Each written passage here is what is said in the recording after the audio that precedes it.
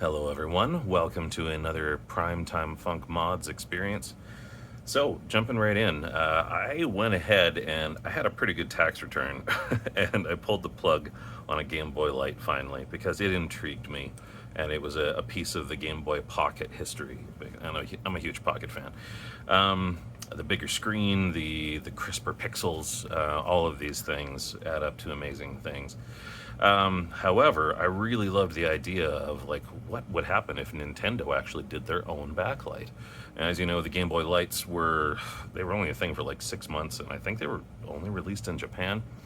Anyways, it was like 6 months that they were a thing until the Game Boy Color came out and blew them out of the water, which was still not backlit, but we won't get into that. Yeah, so they have an electroluminescent panel on the back that when you hit the power switch, you have your regular screen, and then you actually continue and hit the other power. Now, you can't see this right now, but there is a backlight going on. So I am going to kill the lights and show you what I mean. Because this is the original electroluminescent panel. Now, it is pretty greenish, and contrast-wise, it's a little tough to see. So you can right now, I think. I've got my flash card in there. But the thing is, trying to play this thing in motion at night, after I got it, I was like, is there something wrong with my eyes? And I kept on trying to make the best of it, and it kept on not working out too nicely. So here we go, putting the lights back on. Where are you, lights? There we go. And so I finally just said something is up, and I started talking to a couple of people more knowledgeable than myself. Primarily Dustin Hamilton, previously of Handheld Legend fame, and now struck out on his own and doing some odd job work for Retro 6 because he's awesome and he is a good friend. So Dustin chatted with me a little bit about the history of the Pocket and how electroluminescent screens work, and he pointed me in the direction of Mr. Sean Maxwell. And Sean is a guru who, unlike myself, who just kind of has experience with the things that I have dug into, he actually knows about actual electronics and how things work, where I'm mostly just attempting things, fixing things, and then attempting them a different way. So we chatted, and it sounded like sometimes you'll get a certain Game Boy Light that's just been played a lot, and those EL screens can wear out over time. If they've been played a ton and they've been used a ton, it's just a natural byproduct, and that kind of explains a little bit about why this one's kind of faded to a muddy green over time, as opposed to the lighter blue that we were used to seeing on all the pictures. And so Sean also pointed me in the direction of an electroluminescent panel that he got a ways back to do a job for a client, and gave me some basic tips. So what we're going to do is we are going to replace the EL panel in this Game Boy Light, and we are going to put a new panel in that is a nice light blue, and is going to restore this thing to its former glory. Because I really didn't want to mess with this. I've seen other people who actually did like took a Pocket backlight kit, like the newer IPS ones, and put it into a Game Boy Light, and I'm like, what's the point of that? You could have just done that to a regular Pocket. This thing is a fairly limited run piece of history, so I want this one to be as it is. So where we begin, I have somewhat taken this thing apart. I wanted to show you guys how the backlight looked and worked. So we've got that together. We take out our cartridge. A little birdie told me a bit ago that someone is starting to actually do shell reproductions for Game Boy Lights, and I was just very, very happy to hear that. I'm still not sure if I would actually trade this up, or maybe just get a new silver one, because I still really like the look of this original deal. Okay, so here we've got our button scheme. I've replaced the buttons with some newer ones that are a little bit textured, because the other ones were a little bit ratched up. I figured that doesn't hurt. I kept them the original gray. And so we take our power button, or power switch, which I am definitely going to forget later. Mark my words. Mark them. So this right here is the EL panel. So when you take a look, you really don't want to mess around with the actual screen stuff too much here, but when I took this thing apart the first time, I found out, luckily, you really don't have to, because the EL screen is actually just a really, really simple remove.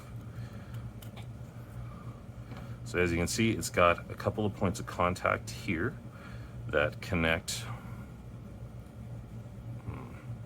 So these 2 points of contact are what are powering this back screen. So it looks kind of like off-white creamish on this side, but it's going to project the right color when you actually put electricity through it. So I'm going to set this one aside. Now, I already made a couple of small adjustments to it because I knew what I was going to need to do. So I snipped off a tiny little nub here and a tiny little nub here. I should zoom in a little bit. So I snipped off a couple of nubs. There is a little rubber piece that was in here that was actually meant to sort of like keep the contacts in place, but I popped that out and I'll be honest, promptly lost it. I was just going, before I started this video, I was digging through every single one of these drawers, trying to figure out what the hell I did with that thing. I have no idea where it is now. So, yeah. Luckily, we don't need the little rubber nub because we're not going to be using it again. Yeah, it's been a long week. So now we're going to leave this exactly where it is and not touch a dang thing because we don't want to remove this screen. We're not going to be removing this screen. This is already a 2.6-inch display, so it is the size that we want it to be. And that is the size that all of those other, new screen kits are upsizing everything to. So the main idea is that we're really just going to be turning this into this. Now, I'm going to show you something quickly.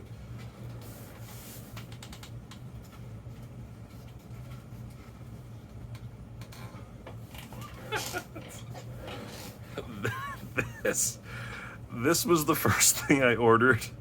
I think that was maybe a wee bit of overkill, I think. So that the contacts on here were just way too large for me to even be able to, because I was like, maybe I can cut it down, but no, you can't cut that down. That's just large. So I can use this for maybe some other thing. I guess I can hang them up around here or something for fun, or just so I don't bump into things in the dark if I'm coming down without wanting to turn off the lights. But yeah, that was a dumb move on my part.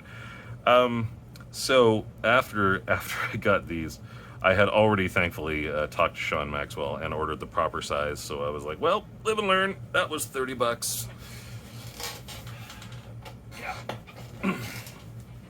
So this, however, is workable. We can work with this size. We're going to. So I'm gonna zoom that back out a little bit again. Okay. Now, all I really did, I'll be straight with you guys. I did this mod once last night already. I make it a policy to, if I'm working for a client, I never do a mod for the first time when I'm working on a client device. And I also never do a mod for the first time when it's on camera because cursing, honestly, and despair. So oftentimes I'll find myself in the middle of something and realize I've just completely botched it, and then you really don't want to have to sit through that. Even with my little speed up thing that I do in the videos, sometimes too much is too much. So we're going to, I'm going to put the link for this particular one. This is the light blue, or transparent blue they called it.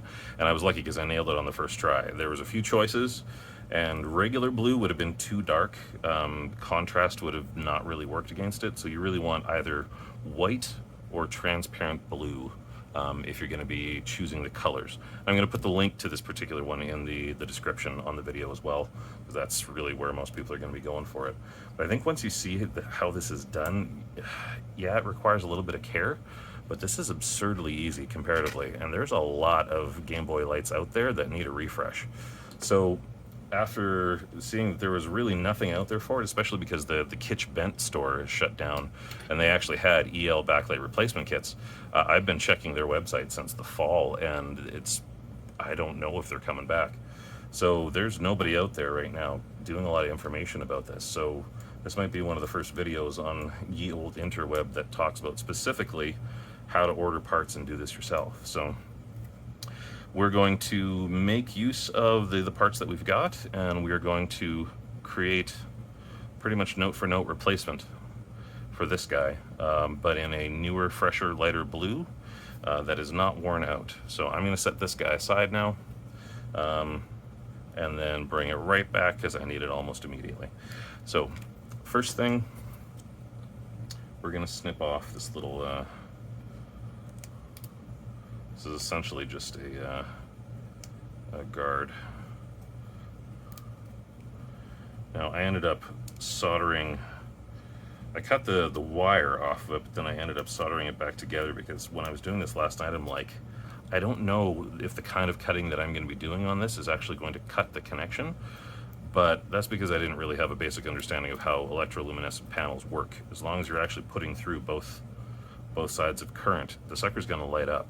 So sort of whatever shape you end up cutting of this one, as long as these are in place after, then you're generally good.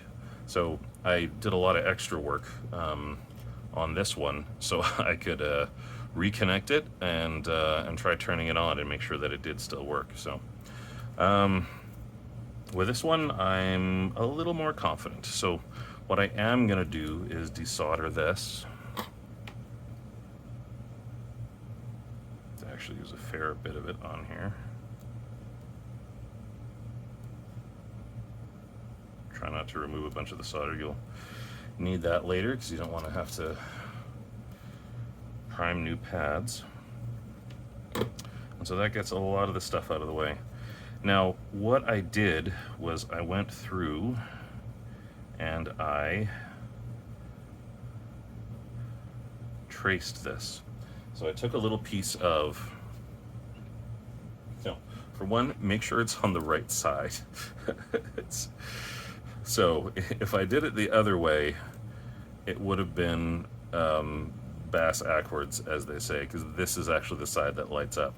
So make sure it's doesn't look like it's the right side bit.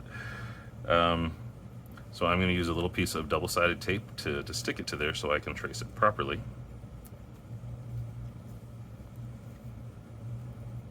Yeah, this is the lighting side. There's some bubbles, but the way that these panels are made, you can actually get the push the bubbles to the edge.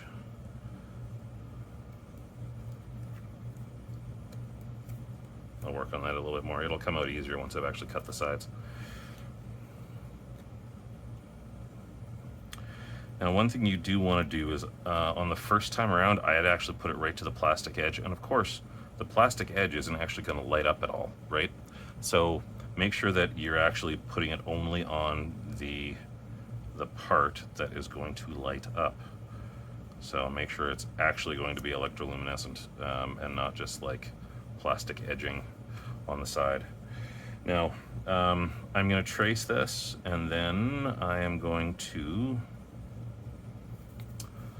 make some cuts confidently with a high-end craft knife. You want it to be very sharp because you need to have clean cuts to the edges. That was one of the tips that was given to me right when I started out with this.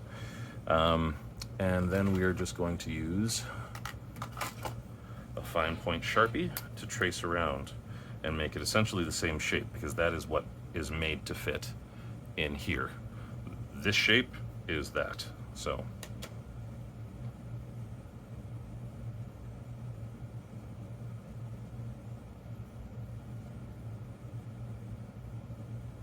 I don't need to tell you how to trace things, I am assuming. You trace.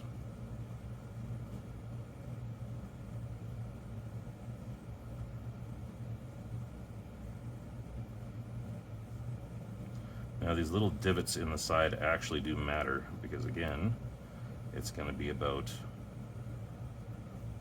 I didn't really want to do much alteration to the shell as it was. I didn't really love having to make the couple of snips that I did, but they were entirely necessary.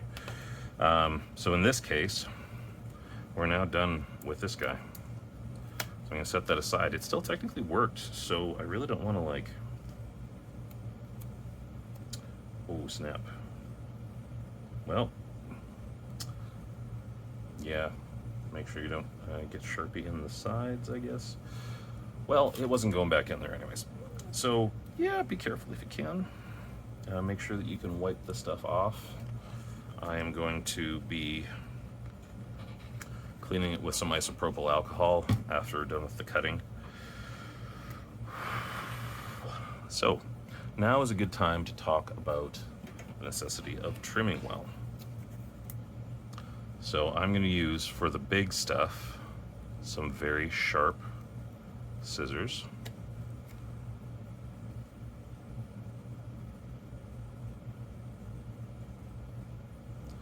But you wouldn't go wrong if you actually used a craft knife. In fact, that's just what I used the last time, but these ones are sharp enough that I just realized I don't need to be so painstaking about it. Yeah, it's a nice clean cut. So now we have our general shape. So it's still a little big, and there are still some angles to work over there. But we can actually set this aside now. Now the cool part is that could actually make a whole other panel, and for some reason it was botched, but honestly, I was told in a couple of different ways that this is pretty much the piece that you need. So I'm going to make a couple of slight alterations. So like I said, there's a reason for some of those divots on the side, because there is plastic. There are plastic pieces in there that this needs to work around.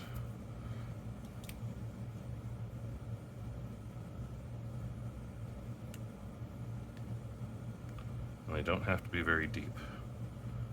Just enough to cover your angles.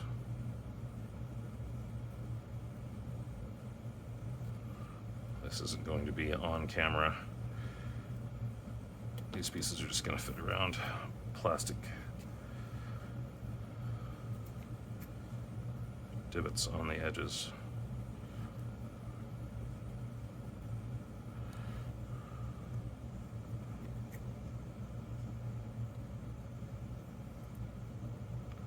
And so we are going to cut as tight as we can.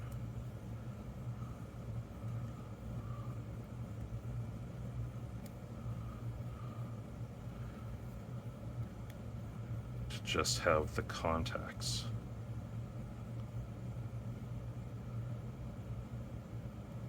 There's all this extra plastic down around the bottom. Gently. It's going to cause issues otherwise.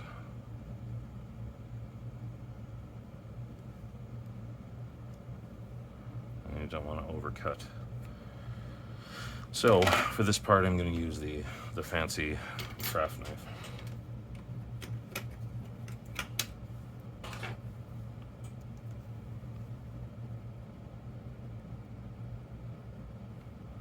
Straight line. Use a guide if you need. A ruler might even be a good idea.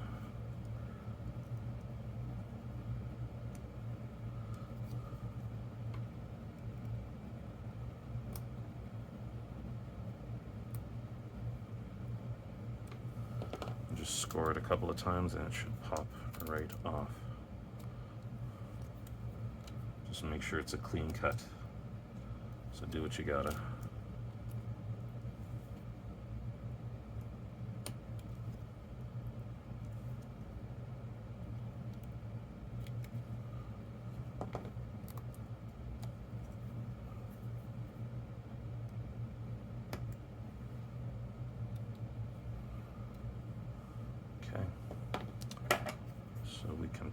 that down right to the edge.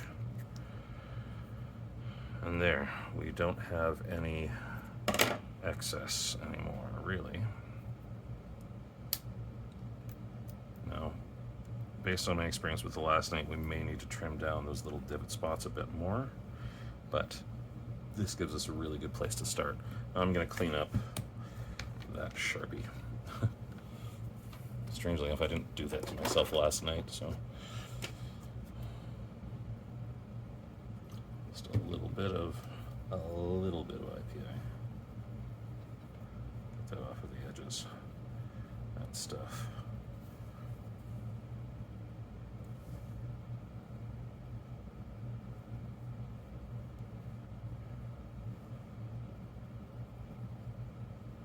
Just want it to be as clean as possible, right?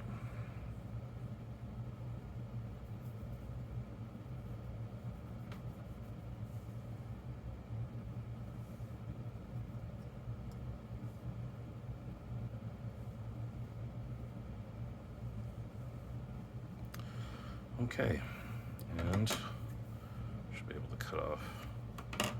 Actually, let's see how that fits.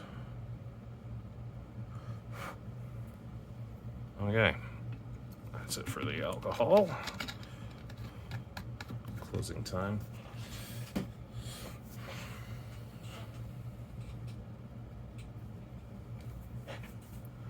So let us try this out for the first time here. So you can slide this right through. That's the beauty part. Just be careful you're not really messing with the ribbons.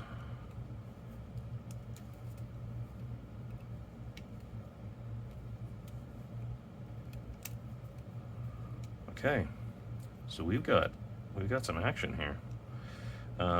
This is actually going to sit pretty nicely. We'll just have to trim down this guy here. Let's zoom back in a little bit. So there's a little plastic wedge here that I didn't really think to take off because I wasn't sure how that was going to fit right out of the gate. That can just be trimmed right off. Righto. And one of the things I'm going to do while it's still going to get some of the little bubbles out. So now that the edges are kind of exposed,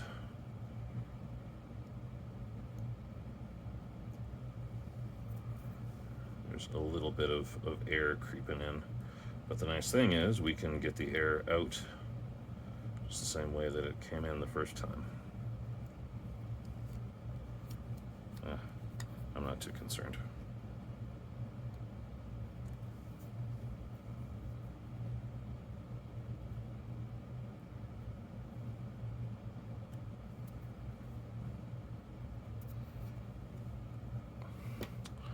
So, this is the luminescent side. This is the non-side. So there's still some trimming to be done along here.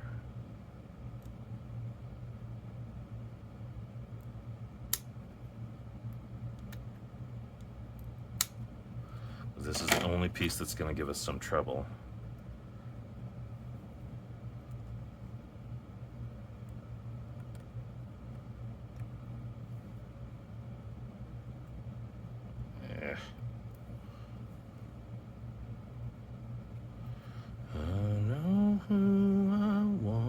Take me home.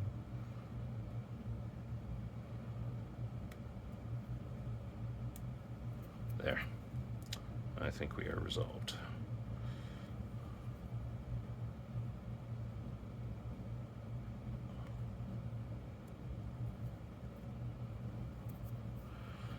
Okay, so it's important that we still have those two contacts there as much in one piece as we can still keep them.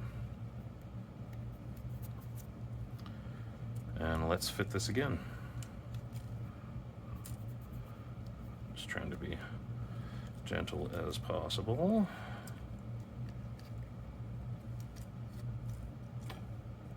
While What do you know?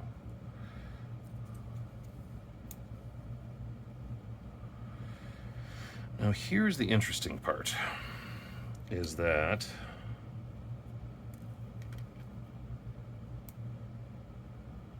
this piece isn't quite going to fit there nicely. But it doesn't really need to, because when it comes down to close, there was always like a spot here. Like this was always somewhat raised up. So we're essentially going to be bringing two wires in, like the black and the red, out from here and attaching it. And essentially we're going to be soldering these two contacts that the original EL screen like touched against. That's why it had like a little rubber block in there. It was to actually keep it flush against that when it was all closed up. But we're going to be soldering two wires directly, a black and a red. So we'll just be able to solder them together. Now this is like perfectly fitted and staying in place. And then that's kind of it. We really don't need to mess with that a lot more. So we're going to solder those two wires on. I'm still just going to like make sure the wires are fitted and not overly long. I'm going to use this one that I did last night as a guide because these turned out to be perfect size. This is yeah, 30 gauge silicone covered wire, the same wire kit that most people buy, but this stuff's fairly supple and it doesn't really cause any issue.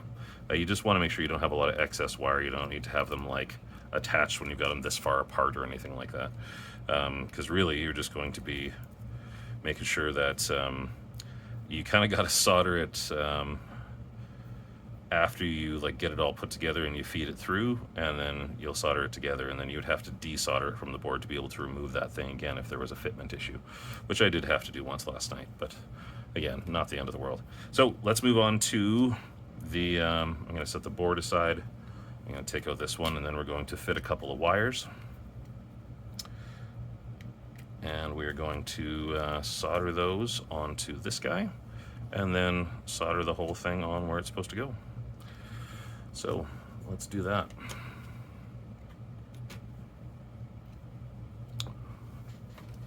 Probably just going to stick with black and red. And use the ones I did last night as a guide.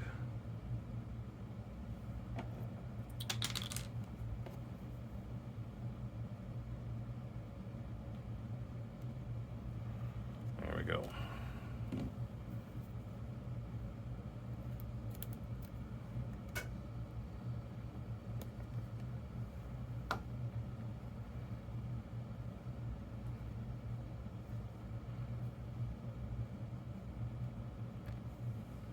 Dang it.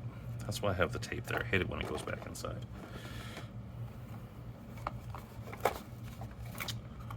Okay.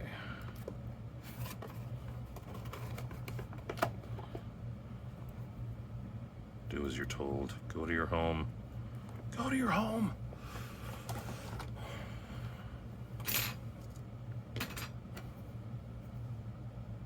You don't want a lot of excess wire at the end, so be sparing. Just want to have a little bit on each. The wire isn't the big show.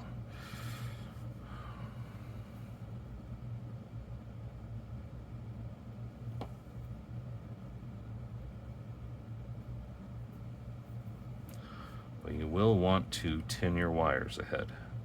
There needs to be a little something there to stick when you're connecting it to this guy here. So how are we going to do this one? I believe we're going to have red and black. Yeah, we'll do that. Need a little bit of solder. Tin the tip of the soldering iron.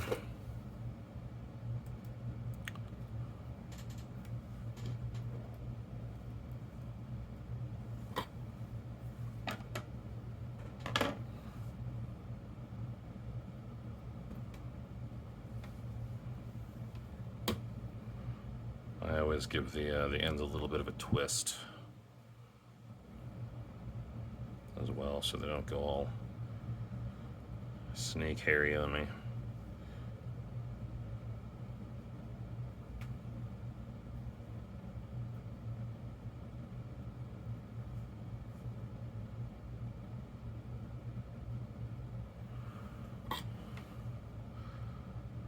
Come for the Gameboy Light video, stay for the Medusa references.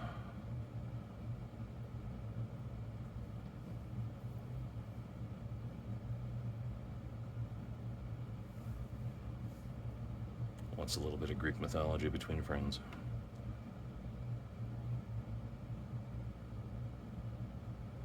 Okay, well, tinned wires.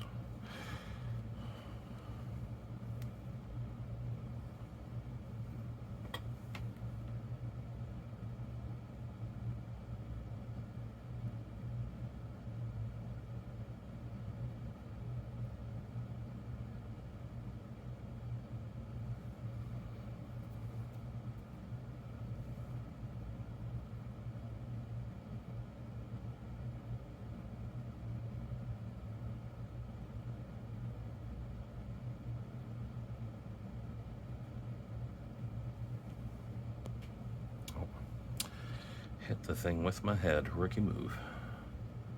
Yeah, that second one's not so good yet.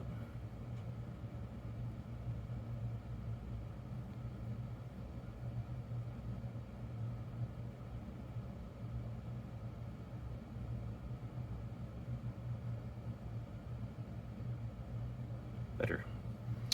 Okay, not too much excess there. I didn't actually add any. All I did was really tin the wires, and that was that. So, as any rube would let you know, pretty good idea to have some Captain tape on there. So we're going to wrap a little bit of Captain around those contacts. Make sure that the only stuff contacting is the stuff that we want contacting. So you don't need a very wide or a very long piece. In fact, let's bring this up a little bit again. Wide angle.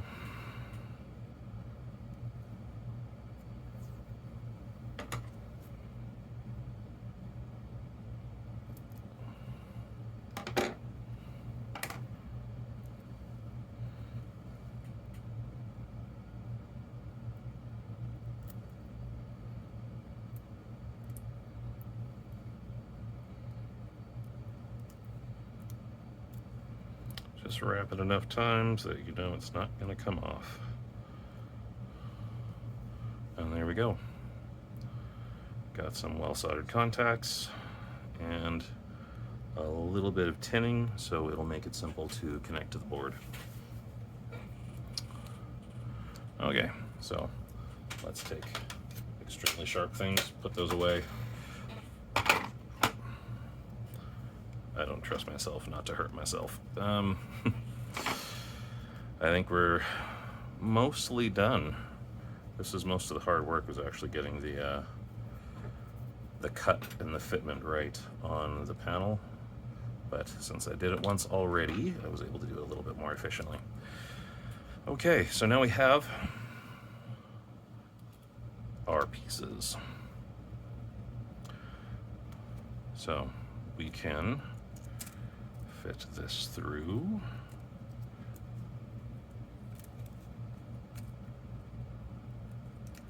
The work I did before on fitment is actually going to keep this quite nicely in place. I might still put a piece of tape on there just for the heck of it, but honestly, putting this all together should really hold that down just fine. I don't really want to go slinging tape around. That's actually fitted in there pretty nicely, so I think that's going to do the job. I think it will hold. So now we've got a couple of wires that we're going to have to make sure are not intruding or impeding anything else, but we will come back to that in a second, because first we have to actually solder those over. So we're going to do red first and black second, And honestly, it doesn't really matter which one you put on what. As long as both are connected, you're fine. I just like to use the tweezers because it's a little bit more precise. I don't have to worry so much about my big meaty fingers.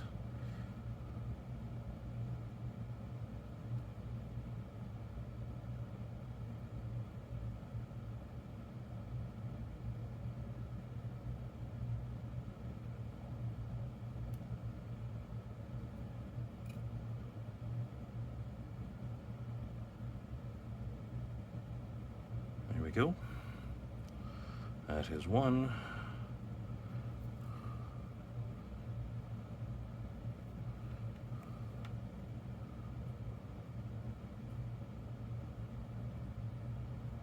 You know what? Just because we're doing some fine soldering, it makes sense to actually show you really what I'm doing. So,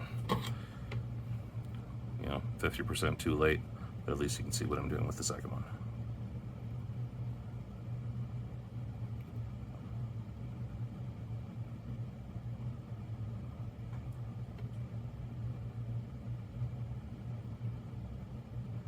That one's sitting a little bit weird, so here we go. Good. So, if you're wondering why I soldered to these particular 2 points, it is because when looking at what the original EL panel was there to contact is the word, these 2 points are usually what actually the little rubber stopper would push up and then connect with these 2 pieces there. So pretty ingenious little mechanism, but doesn't really work for our purposes now. So we're going to be able to take these fairly supple wires and thread them around in here, keep them out of the way, and then really we just need to put this thing back together now, and then we're going to turn it on and see how it looks. So a little bit of fitment goes a long way. You may want to just round those wires in so they're not messing with the buttons. That's why I didn't want them particularly long, because I didn't want them actually interfering with shutting this thing. But it looks like that won't be an issue, because the speaker is the only thing that's interfering with shutting this thing. Also, it doesn't need to be quite so bloody close anymore. There we go. Speaker, do as you're bid. For crying out loud. There, okay. Speaker's good. Well,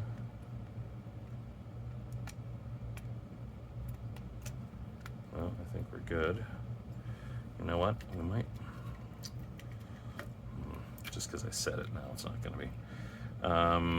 Forgot one of those things that is a good idea is another piece of Captain. Well, the first time around, I actually did that as well. So we'll make sure that there's something covering the contact there.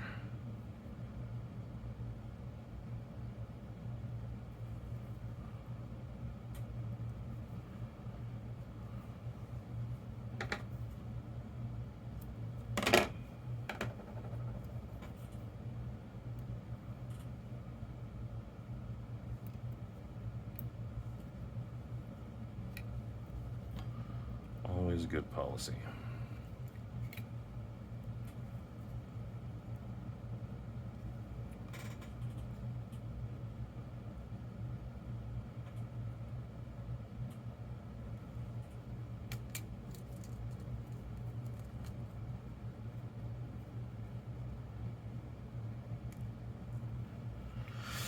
I might need to adjust fit a little bit.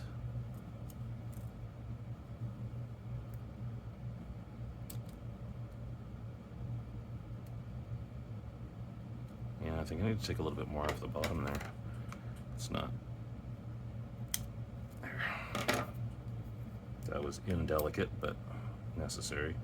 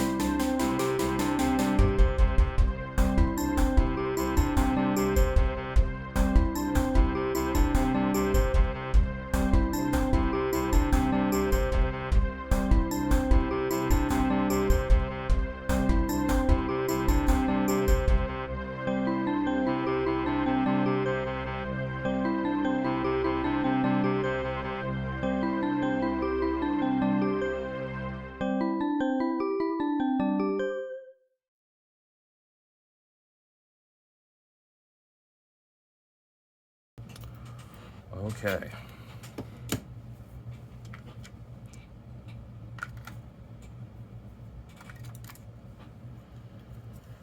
One of the other major improvements on the Game Boy Light, AA batteries. As someone who struggled with the Pocket's power demands through many different mods, I can honestly say that that was such a bloody relief.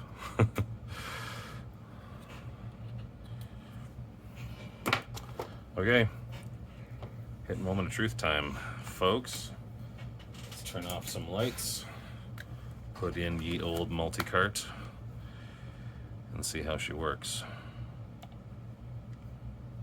So we have normal screen stuff.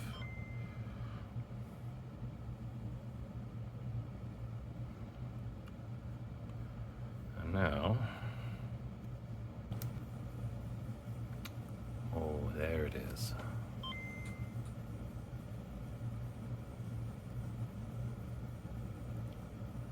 So yeah, you still need to play around with the contrast a little bit, but that looks nice and clean. We'll go to Game Boy. We're just gonna test a frequently played one. Let's go to the unpopular choice, Super Mario Land. Who's ever played that game?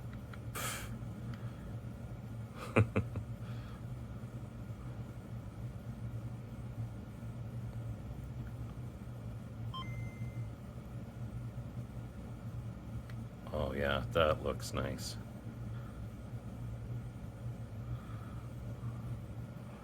Okay.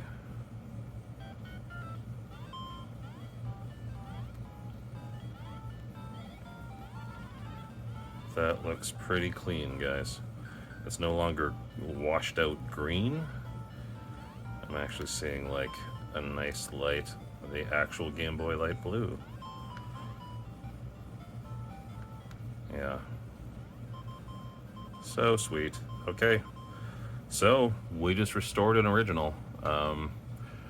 We didn't have to do a lot of breaking to fix it, thankfully. It was a great unit in the first place. It had just been played a lot. So with that, sorry, just blinded you. That's it. So we just cut and created a new electroluminescent panel for a Game Boy Light to restore it to its former glory.